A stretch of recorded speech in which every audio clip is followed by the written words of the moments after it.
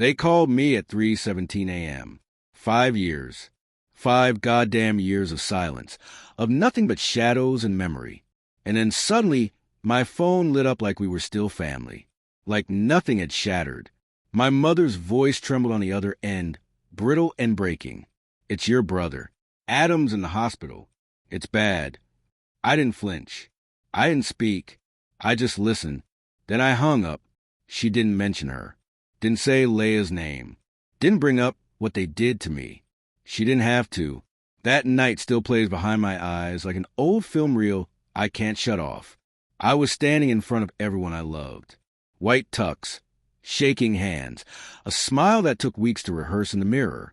My engagement party, the prelude to what I thought would be forever.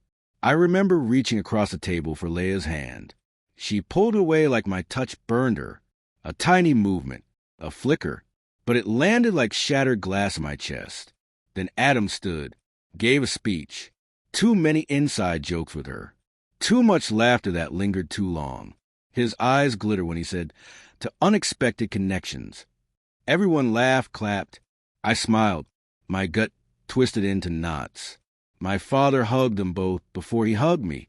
Adam and I were born 17 months apart. Same room, same bruised fists, same blood. He was a golden child. Charming, reckless, the son my parents orbit around. I was the one who cleaned up the aftermath.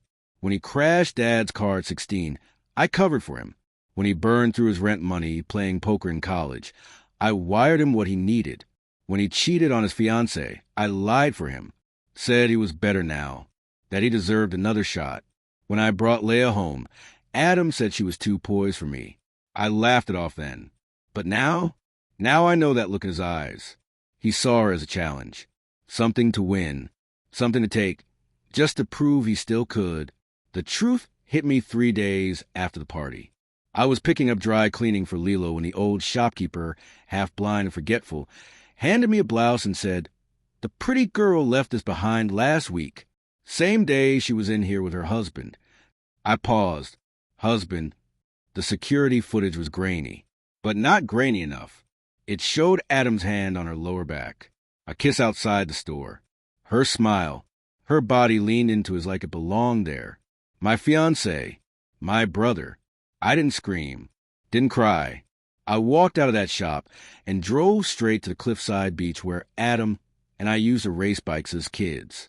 I watched the tide drag seaweed over jagged rocks, and all I could think was, they don't get to walk away clean. Not this time. They expected confrontation, rage, maybe even a scene, but I gave them silence instead. I moved out while Leia was at work. No notes, no warnings. Resigned from the family business that same week. Changed my number. Cut every thread and walked away wearing a smile no one got to see. But that silence had teeth. It had structure. I spent months gathering proof. Texts, hotel receipts, financial records. Leia had used my accounts. Adam had borrowed using my name. I let it build like a pressure valve. When it was time, my lawyer moved with surgical precision. Everything Leia touched financially collapsed. Loan she co-signed, defaulted. Her car, gone. I sold it because it was in my name. Adam, I froze his access to my old company shares. He didn't even realize half of his investments were technically mine until they vanished into air. But the real power play, the trust fund. My grandfather had left me a clause, a quiet backdoor written in iron. If any family member ever defrauded me, I could reassign the inheritance without fanfare, without needing approval. I named the Children's Cancer Foundation as the new beneficiary. When my father called, roaring down the line, demanding answers, I said only, "Your loyalty had a price. Consider it paid in full." And then I hung up.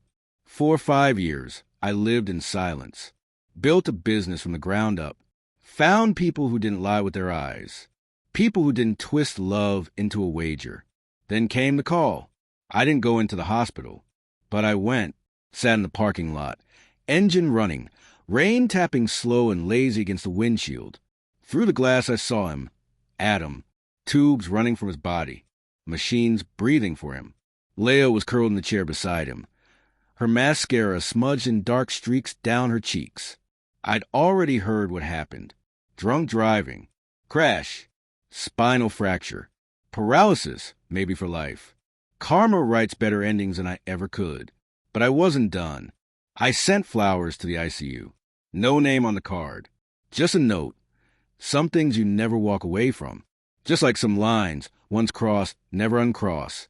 They would know it was me. 2 days later, my mother left me a voicemail.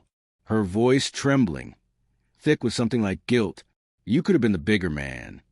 I deleted it. She was the one who said, blood is blood. When I begged her to see the truth, when I showed her the photos, the text, the video, she looked at me like I was deranged, called a mistake, told me to forgive. They chose comfort over truth. They chose Adam, even with the evidence in front of them. So I chose absence.